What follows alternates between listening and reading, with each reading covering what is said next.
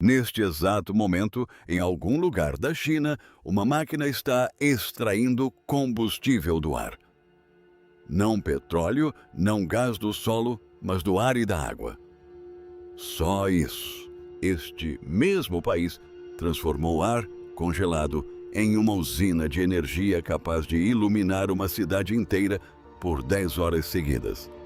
Está produzindo substâncias químicas com a mesma potência de combustível de foguete, usando apenas luz solar e água do mar, e acaba de quebrar um recorde ao tentar construir uma estrela minúscula dentro de uma máquina. Uma máquina que poderia abastecer o planeta inteiro sem nunca se esgotar.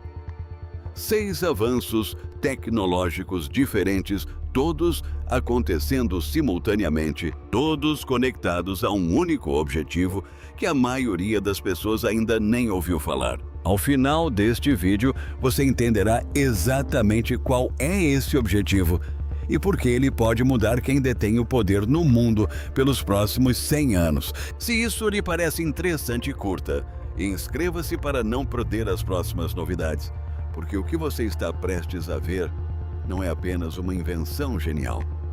São 6 delas trabalhando juntas, reescrevendo silenciosamente as regras de quem controla a energia neste planeta. E a última desta lista pode ser a coisa mais inacreditável que você ouvirá o ano todo. Vamos começar com o problema, que ninguém menciona, o ponto fraco oculto. A China produz mais coisas do que quase qualquer outro país do planeta. Telefones, carros, brinquedos, máquinas, o que você imaginar. Suas fábricas funcionam sem parar e suas cidades cresceram mais rápido do que em quase qualquer outro lugar na história. Entre em qualquer loja do mundo e pegue um produto qualquer. Há uma grande chance de que algo dentro dele, ou talvez o produto inteiro, tenha começado sua vida em uma fábrica chinesa. Mas aqui está o problema.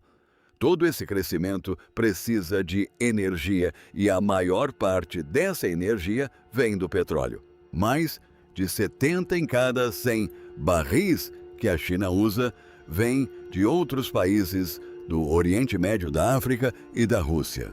Esse número já é grande, mas o verdadeiro problema não é a origem do petróleo. É assim que se chega lá e entender essa jornada. É exatamente o que faz com que as descobertas mais adiante neste vídeo pareçam menos sorte e mais um plano elaborado ao longo de anos. Cada gota desse petróleo precisa atravessar o oceano em um navio. E quase todos esses navios se espremem por um estreito trecho de água entre a Malásia e a Indonésia, chamado Estreito de Malaca. Imagine-o como um funil. Na extremidade mais larga, você tem todo o Oceano Índico e todos os petroleiros vindos do Oriente Médio e da África. Na extremidade mais estreita, há uma passagem tão apertada que os navios precisam se revezar, basicamente formando uma fila como carros em um túnel de mão única. Em seu ponto mais estreito, esse estreito tem menos de 3 quilômetros de largura. Imagine um corredor por onde quase todo o petróleo do mundo precisa passar todos os dias. Cerca de 1 em cada 4 barris de petróleo comercializados no planeta passa por essa passagem estreita. Se algo bloqueasse aquele corredor, mesmo que por um curto período, as fábricas em toda a China poderiam parar completamente. Os preços disparariam. Toda a economia sentiria o impacto quase que da noite para o dia. Não em algumas semanas ou alguns meses, mas quase imediatamente. As prateleiras dos supermercados ficariam vazias. Os postos de gasolina ficariam sem combustível e os efeitos não ficariam restritos à China, pois fábricas em todo o mundo dependem de peças e materiais que circulam pelas cadeias de suprimentos chinesas. Especialistas militares até têm um nome para esse medo, chamam-lhe Dilema de Malacca. E não é uma preocupação nova. As pessoas falam sobre isso há décadas. A China tenta se estruturar em torno disso há anos. Oleodutos pela Ásia Central, portos de águas profundas no Paquistão e em Myanmar, armazenamento subterrâneo de petróleo para eventuais emergências, enormes tanques de reserva enterrados abastecidos com suprimentos de emergência para vários meses. Mas nada disso resolve o problema real. O petróleo ainda precisa atravessar o oceano primeiro. Um oleoduto do Paquistão até o oeste da China ajuda, mas o petróleo ainda precisa chegar ao Paquistão por navio. Um tanque de reserva oferece alguns meses extras, mas eventualmente se esgota. Este é exatamente o ponto fraco que cada uma das inovações apresentadas neste vídeo foi projetada para eliminar pouco a pouco. Então, e se ele não precisasse viajar? E se fosse possível, produzir o combustível exatamente onde fosse necessário, a partir de materiais que já existem em todos os lugares? Essa pergunta é exatamente o que levou à primeira grande inovação desta história. E começa em um lugar de onde você jamais imaginaria que viria combustível. Combustível feito do ar. Que ideia ousada! E se uma fábrica pudesse produzir combustível de aviação da mesma forma que uma folha produz alimento, usando apenas o ar, a água e a luz solar ao seu redor? Isso não seria mais ficção científica. Existe uma instalação na China que faz exatamente isso. E quando você vê como funciona tudo, faz muito sentido. Este é o primeiro dominó em uma cadeia que eventualmente leva a algo muito maior. Portanto, preste muita atenção em como os ingredientes iniciais são realmente simples. Primeiro passo: uma máquina extrai dióxido de carbono diretamente do céu. Sim, o mesmo gás que sai dos escapamentos dos carros. O mesmo gás sobre o qual os cientistas vêm alertando há décadas por reter calor na atmosfera. Em vez de deixá-lo flutuar e causar problemas, esta máquina o captura e se prepara para utilizá-lo. Imagine-a como um aspirador de pó para o céu, sugando exatamente aquilo de que estamos tentando nos livrar. Na segunda etapa, os painéis solares alimentam outra máquina que divide a água comum em duas partes, oxigênio e hidrogênio. O oxigênio é liberado, retornando ao ar. O hidrogênio é a parte importante e você vai querer se lembrar dessa palavra porque ela continua aparecendo repetidamente ao longo desta história. É o fio condutor que conecta quase todas as descobertas deste vídeo. Na terceira etapa, você mistura o dióxido de carbono capturado com o hidrogênio. Sob o calor e a pressão adequados, essas minúsculas partículas se rearranjam em algo totalmente novo, um combustível líquido. E aqui está a parte mais incrível: não se parece em nada com o combustível de aviação. Não é quase a mesma coisa, é exatamente o mesmo combustível até a última molécula que sai de um poço de petróleo. Um motor de avião não consegue distinguir a diferença. Os pilotos não conseguiriam. A única maneira de saber seria se alguém lhe dissesse de onde vem. A empresa responsável por isso se chama Carbonology. Ela foi inaugurada em janeiro de 2026 no distrito de Lingang, em Xangai. No momento, a usina é pequena, produzindo cerca de 100 toneladas de combustível por ano. Essa é uma quantidade para teste suficiente para comprovar que o conceito funciona no mundo real e não apenas em laboratório. Mas o plano é expandir rapidamente. O próximo passo é uma planta de demonstração com capacidade para 1.000 toneladas, depois 5.000 toneladas e, por fim, uma instalação comercial completa com o objetivo de atingir 100.000 toneladas por ano até 2027. Para se ter uma ideia, 100 mil toneladas de combustível de aviação são suficientes para abastecer milhares de voos sobre o Oceano Pacífico. Grandes investidores já aplicaram dinheiro de verdade nisso. A Sequoia China e o Yellow River Delta Investment Fund. Nomes que já viram todas as propostas de energia limpa do planeta decidiram que esta valia a pena a apoiar. Quando pessoas que estudam ideias de energia profissionalmente começam a investir, geralmente significa que os números realmente fecham. As companhias aéreas também já querem isso. Novas regras na Europa exigem que uma pequena parcela do combustível de aviação provenha de fontes limpas a partir de agora. E essa parcela aumentará consideravelmente até 2050. Isso significa que já existem compradores na fila antes mesmo de a fábrica concluir a expansão. A demanda foi incorporada à legislação antes mesmo de a oferta estar pronta. Isso quase nunca acontece em nenhum setor. Produzir combustível a partir do ar resolve uma parte do problema, mas há outro enorme obstáculo escondido. Um problema que não tem nada a ver com combustível, e sim com o tempo. O que acontece quando o sol se põe e você ainda precisa de energia? É aí que entra a próxima descoberta e talvez seja a mais estranha de todas. Energia congelada. A energia solar e eólica tem uma grande falha. O sol não brilha à noite e o vento nem sempre sopra quando precisamos. Portanto, mesmo uma cidade coberta de painéis solares ainda terá uma lacuna a preencher quando escurece.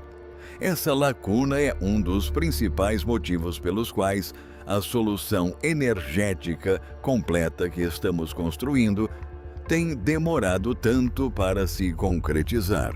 A maioria das pessoas pensa que as baterias resolvem esse problema, e elas ajudam, mas mesmo as maiores usinas de baterias do mundo geralmente ficam sem energia após cerca de 4 ou 5 horas. Isso é aceitável para uma lacuna curta, mas não para uma noite inteira, uma semana nublada, ou uma cidade industrial inteira que precisa de energia 24 horas por dia, sem interrupções.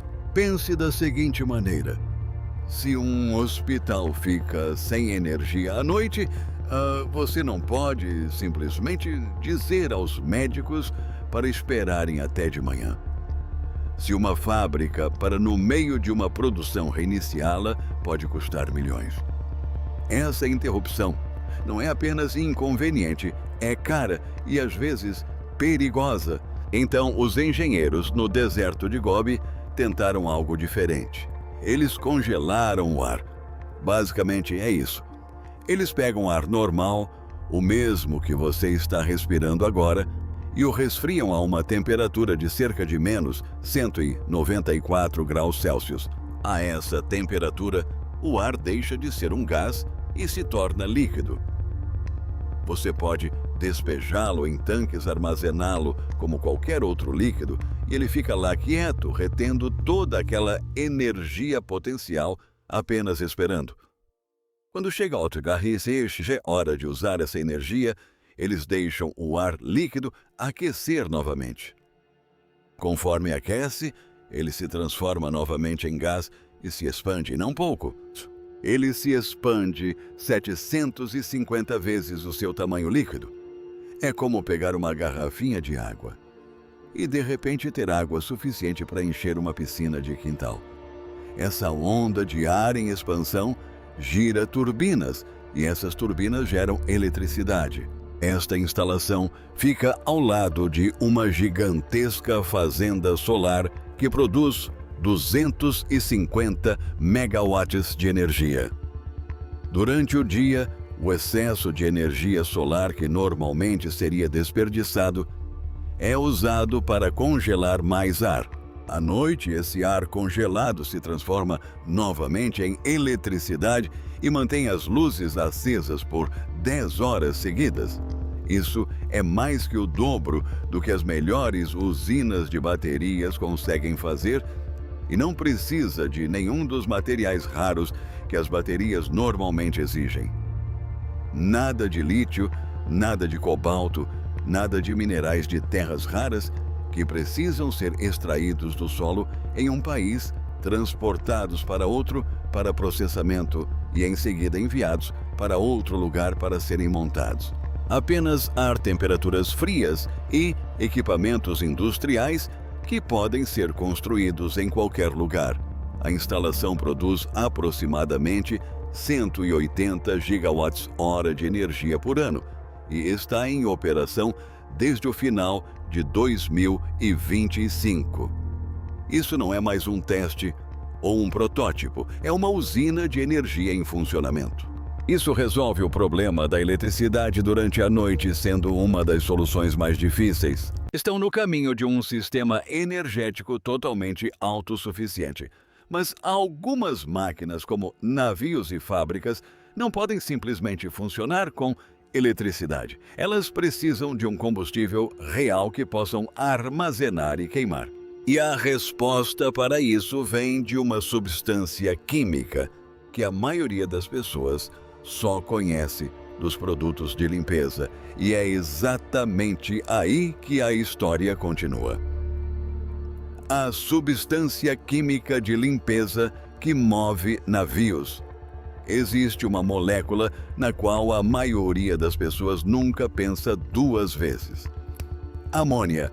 Você provavelmente já sentiu o cheiro dela em produtos de limpeza.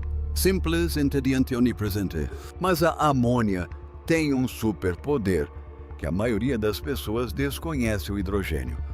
O mesmo hidrogênio de que falamos antes é um combustível incrivelmente limpo. Ao queimá-lo, você obtém apenas água, nada de sujeira, nada de substâncias nocivas, apenas vapor de água. Parece bom demais para ser verdade, e em um aspecto específico, é mesmo? O problema é que o hidrogênio é muito difícil de transportar. É a substância mais leve do universo, o que significa que ocupa uma quantidade enorme de espaço, a menos que seja comprimido ou resfriado a temperaturas extremamente baixas. Mantê-lo frio e compactado o suficiente para ser transportado através dos oceanos em grandes quantidades é caro e complexo. Imagine tentar enviar um balão cheio de ar pelo correio. O ar dentro dele é útil, mas o próprio balão ocupa muito mais espaço do que o ar vale. A amônia resolve isso. Você pode armazenar hidrogênio com segurança dentro de moléculas de amônia, transportá-lo pelo mundo como qualquer líquido comum. E em seguida, extrair o hidrogênio de volta quando ele chegar ao destino. A amônia funciona como uma lancheira que transporta energia limpa de um lugar para outro. E quando você perceber o quão fundamental o hidrogênio é para esse truque, começará a notar que ele é o fio condutor que permeia cada descoberta deste vídeo. Normalmente, a produção de amônia exige muito calor, pressão enorme e toneladas de combustível fóssil. O processo tradicional, chamado Haber-Bosch, existe há mais de 100 anos. É, na verdade, um dos maiores consumidores de gás natural do planeta, principalmente porque ele é usado para produzir fertilizantes para as plantações que alimentam aproximadamente metade da população mundial.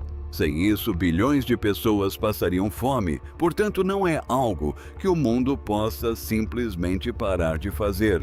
Mas na província de Shanxi, na China, existe agora uma fábrica que produz amônia de uma maneira totalmente diferente. Sem gás natural, sem combustíveis fósseis, sem pressão esmagadora ou calor extremo. Apenas nitrogênio extraído diretamente do ar e hidrogênio produzido a partir da água, usando energia solar, tudo à temperatura ambiente. Ela já está funcionando ininterruptamente há mais de 50 dias, com uma eficiência superior a 90% do tempo. Isso não é um experimento de laboratório. É uma fábrica operando em turnos reais. Isso é importante muito além da agricultura. Grandes navios de carga poderiam funcionar com amônia em vez de petróleo. O Japão e a Coreia do Sul já estão testando navios movidos a amônia no oceano, operando rotas reais com cargas reais. Se a indústria naval, responsável por cerca de 90% de tudo o que é comercializado globalmente, passar a utilizar a amônia como principal combustível, o petróleo que atualmente alimenta esses navios se tornará opcional. Não é mais barato, é opcional. Essa palavra muda tudo. Então agora você tem combustível de aviação limpo a partir do ar, armazenamento de energia a partir do ar congelado e amônia limpa a partir da luz solar. 3 ideias distintas, mas todas convergem para um único ingrediente que une tudo, e é hora de analisarmos esse ingrediente diretamente. O ingrediente essencial por trás de tudo. Cada uma das inovações que acabamos de mencionar precisa de hidrogênio. O combustível de aviação precisa dele para formar as moléculas. O armazenamento de ar congelado funciona com eletricidade limpa e o hidrogênio ajuda a gerar essa eletricidade. A fábrica de amônia precisa de hidrogênio como seu principal componente. O hidrogênio não é apenas uma peça desse quebra-cabeça, é a peça que conecta todas as outras. Este é o verdadeiro motor que se esconde por trás de tudo o que você viu até agora, e a quantidade que um país consegue produzir pode ser mais importante do que a quantidade de petróleo que possui. Portanto, a verdadeira questão passa a ser quanto hidrogênio um país consegue produzir de fato e qual a taxa de crescimento desse número. Em 2019, a China produzia cerca de 23 mil toneladas de hidrogênio limpo por ano. Em 2024, esse número saltou para 125 mil toneladas. Isso representa um aumento de quase 6 vezes em apenas 5 anos e o crescimento continua acelerado. Para se ter uma ideia da dimensão desse crescimento, ele não acontece por acaso. Acontece quando um país decide que algo é uma prioridade e investe recursos reais nisso. Apenas uma província, Guangdong, está construindo um gigantesco parque eólico offshore para alimentar máquinas que transformam água em hidrogênio. Esse projeto isolado tem como meta produzir 80 mil toneladas de hidrogênio por ano. Uma única província, um único projeto, quase o equivalente à produção nacional de poucos anos atrás. E tem mais, a China agora fabrica cerca de 65 das 100 máquinas usadas no mundo para separar a água em hidrogênio. Essas máquinas são chamadas de eletrolisadores. Elas são a peça-chave de todo esse sistema ou dispositivo que transforma eletricidade e água em hidrogênio. Quem fabrica essa máquina controla a velocidade com que toda essa transição pode acontecer, não só no mercado interno, mas também em todos os outros países que a comprarem. Pense no que isso significa. Se um país da América do Sul quiser mudar para o hidrogênio limpo, precisará de eletrolisadores.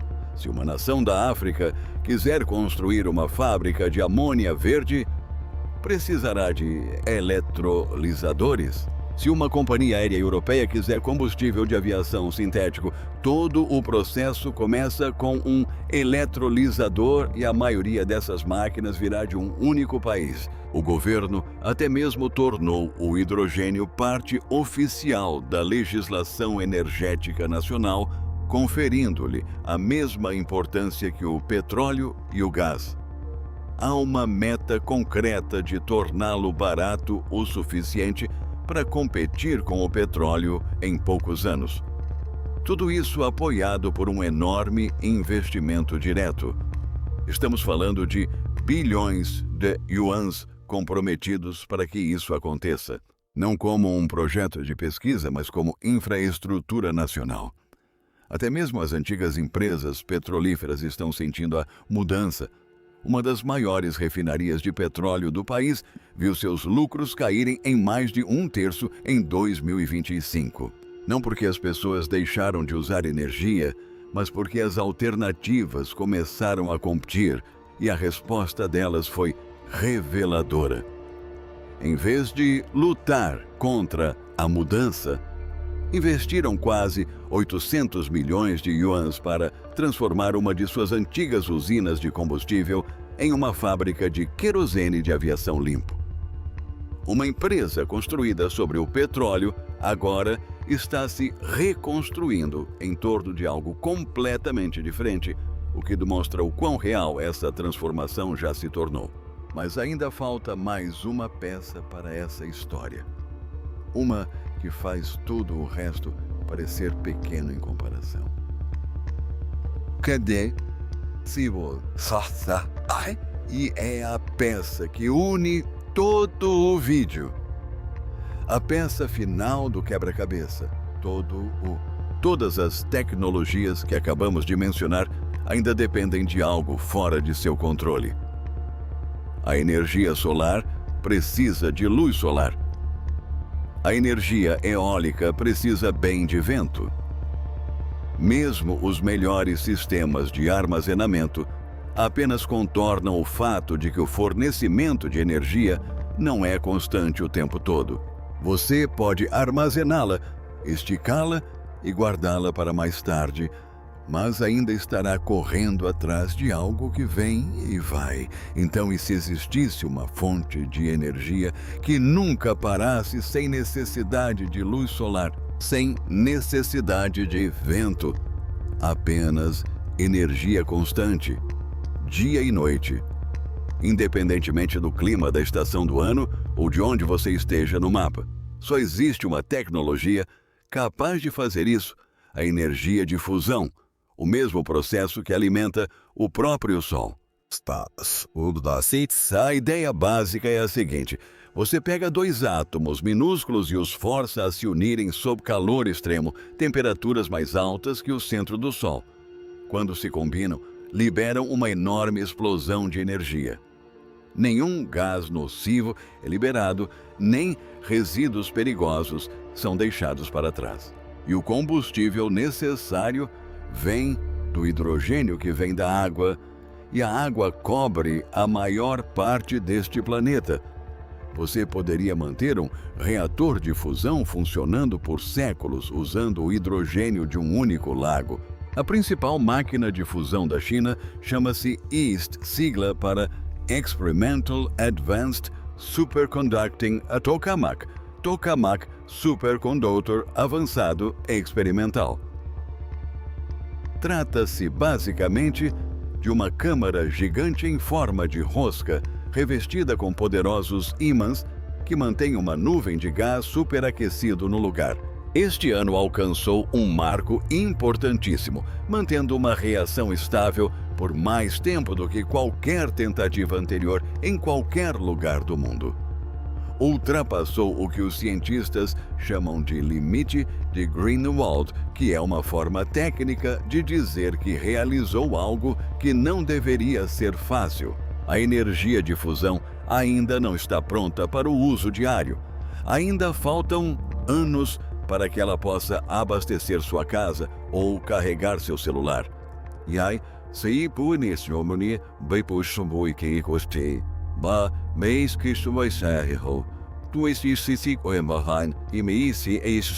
Quem disser o contrário está tentando vender algo? Mas a direção é clara e enormes quantidades de dinheiro e esforço estão sendo investidas nela.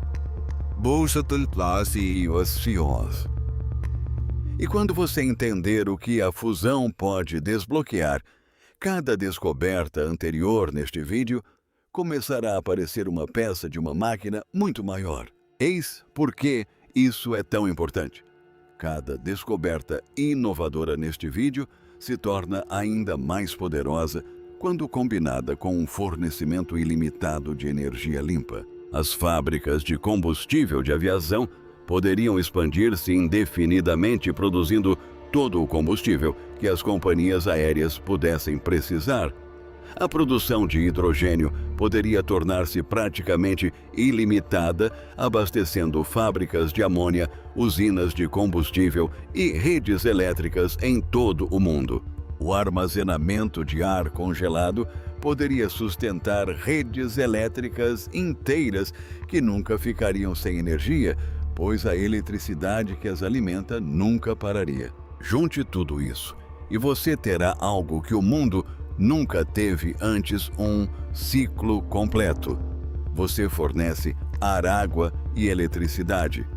Você recebe combustível, produtos químicos, fertilizantes e energia armazenada. Nada extraído do solo. Nada era transportado através dos oceanos. Nada estava atrelado à geografia de um único país ou a um estreito canal que alguém pudesse bloquear. Por mais de 100 anos, o poder no mundo significava controlar o petróleo ou as rotas por onde ele viajava. Lugares como o Estreito de Malaca, o Golfo Pérsico e os antigos oleodutos que serpenteavam pela Ásia Central. Essa geografia importava porque a energia precisava vir de algum lugar específico e depois viajar para outro. Quem detinha o controle da jazida tinha a vantagem. Quem controlava a rota de navegação tinha a vantagem. O próprio mapa era poder. Mas se for possível gerar energia em qualquer lugar, usando ingredientes encontrados em qualquer lugar, então esse tipo antigo de energia começará a desaparecer. Não se tratará mais de quem é o dono dos campos de petróleo. Tratar-se-á de quem constrói as máquinas que geram energia a partir do ar. As reservas deixam de ser alavancagem. Os gargalos deixam de ser estratégicos. E o país que constrói e vende essas máquinas passa a ter influência real. E neste momento, um país está construindo essas máquinas mais rápido do que qualquer outro. Ele já produz 65% dos painéis solares do mundo, domina a produção de eletrolisadores, está exportando a infraestrutura do novo sistema energético da mesma forma que os países produtores de petróleo exportavam barris. O produto é diferente. A lógica é a mesma. Essa mudança não é mais uma previsão. Ela está acontecendo em fábricas reais, em desertos reais e em laboratórios reais neste exato momento. Mais de 1 bilhão de galões de nova capacidade de combustível renovável já estão sendo instalados em oleodutos neste ano. A produção de hidrogênio está se multiplicando.